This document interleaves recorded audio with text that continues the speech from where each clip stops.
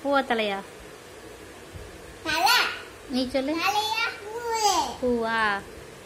தலை அக்கா தான் வேணும். நீ பண்ணு இப்போ. தலை தலைதான் அம்மா வேணும். இப்போ மெர்சிக்கு கேட்போமா? மெர்சி சொல்லு. பூவா தலையா? பூவா? மேலி நீ சொல்லு. பூவா?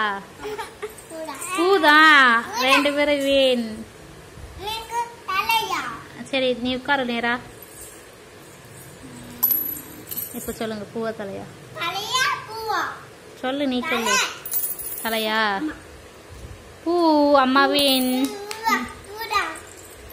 நீ சொல்லு இப்போ. பூவா?